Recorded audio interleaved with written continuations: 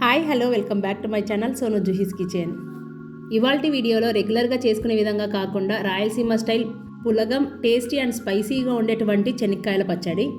ముందుగా చెనిక్కాయల పచ్చడికి చిన్న ఉసిరికాయ సైజ్ అంత చింతపండును తీసుకొని నానబెట్టుకోవాలి. ఇప్పుడు స్టవ్ మీద కడాయిని పెట్టుకొని పల్లీలను దోరగా వేయించుకోవాలి. పల్లీలను వేయించుకునేటప్పుడు ఫ్లేమ్ని మీడియం ఫ్లేమ్లో పెట్టుకొని వేయించుకుంటే పప్పు లోపలి వరకు వేగి చట్నీ చాలా టేస్టీగా ఉంటుంది. పల్లీలు ఫ్రై చేసిన తర్వాత అదే ప్యాన్లో కారానికి సరిపడా ఎండుమిరపకాయలను వేయించుకోవాలి. ఆయిల్ వేయకుండా డ్రైగానే వేయించుకోవాలి. కావాలంటే ఈ ప్లేస్లో పచ్చిమిరపకాయలను వేసుకొని చేసుకున్న చాలా బాగుంటుంది. ఇప్పుడు ఇదే ప్యాన్లోకి 1 టేబుల్ స్పూన్ ఆయిల్ని వేసి ఆయిల్ వేడయ్యాక 2 మీడియం సైజు ఉల్లిపాయలను ముక్కలుగా కట్ చేసుకొని వేసుకోవాలి. అలాగే ఇందులోకి 2 మీడియం సైజు టమాటాలను ముక్కలుగా కట్ చేసుకొని ఫ్లేమ్ని మీడియం ఫ్లేమ్లో పెట్టుకొని ఈ రెండింటిని ఫ్రై చేసుకోవాలి.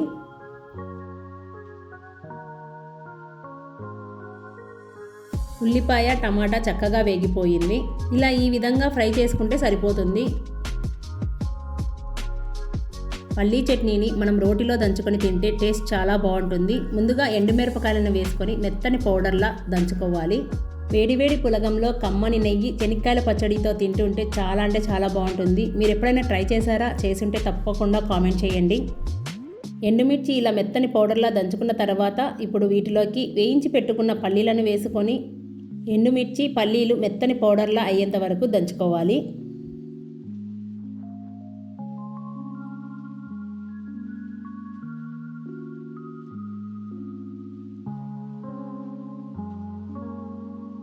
చూడండి, ఇలా ఈ విధంగా పౌడర్లా దంచుకున్న తర్వాత ముందుగా నానబెట్టి పెట్టుకున్న చింతపండు అలాగే వేయించి పెట్టుకున్న టమాటా ముక్కలను మాత్రమే వేసుకోవాలి.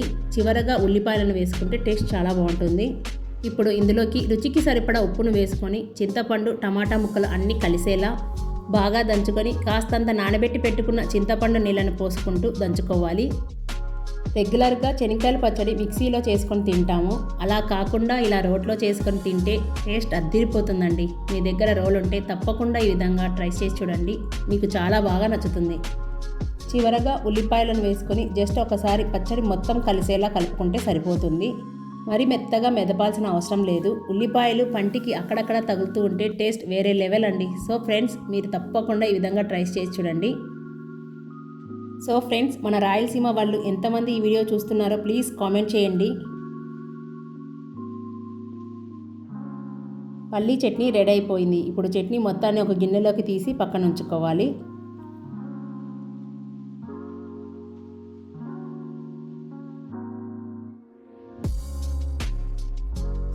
ఇప్పుడు పులగంకి ముందుగా 1 గ్లాస్ బియ్యానికి 1 గ్లాస్ పొట్టు పెసరపప్పు కరెక్ట్గా సరిపోతుంది. కొంతమంది 1 గ్లాస్ బియ్యానికి 1/2 గ్లాస్ పెసరపప్పు తీసుకుంటారు. నేనైతే ఈక్వల్గా తీసుకుంటున్నాను. ఇలా తీసుకున్న ఈ రెండింటిని శుభ్రంగా 2-3 సార్లు బాగా కడిగి అరగంట నానబెట్టుకోవాలి.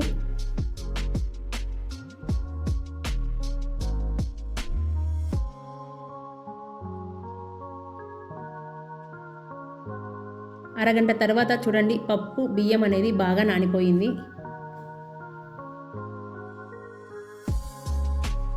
ముందుగా స్టవ్ మీద కడాయిని పెట్టుకొని పులగం కోసం 1 table spoon oil 1 table spoon నెయ్యిని వేసుకుంటున్నాను. పులగంలో నెయ్యి వేసుకోవడం వలన టేస్ట్ చాలా బాగుంటుంది. మీరు కావాలంటే మొత్తం ఆయిల్తో కానీ లేదంటే నెయ్యితో చేసుకున్నా పర్వాలేదు. ఆయిల్ వేడయ్యాక 10-15 మిరియాలు, 1 టీ స్పూన్ జీలకర్ర, 2 మీడియం సైజు ఉల్లిపాయ ముక్కలను వేసుకొని 1 నిమిషం పాటు వేయించుకోవాలి. నేను ఇక్కడ మిరియాలను వేసుకున్నాను. ఇది పూర్తిగా ఆప్షనల్ మాత్రమే.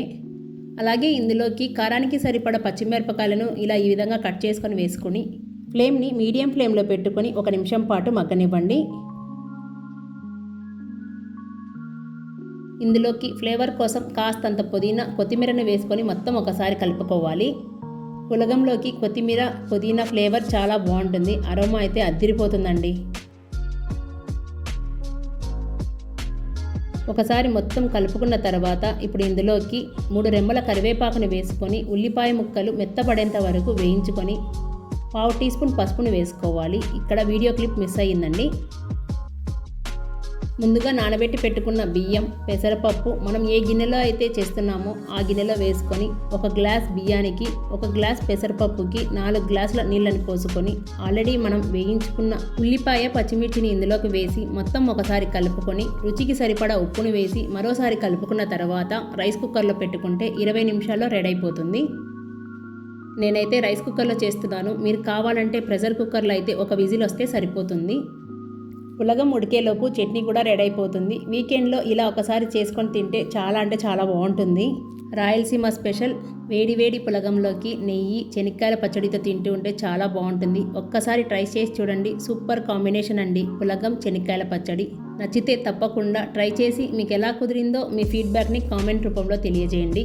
సో ఫ్రెండ్స్, ఇవాల్టి వీడియో మీకు నచ్చిందనే అనుకుంటున్నాను. మీకు నచ్చినట్లయితే please like, share, subscribe to my channel Sonu Juhi's kitchen. Thank you for watching.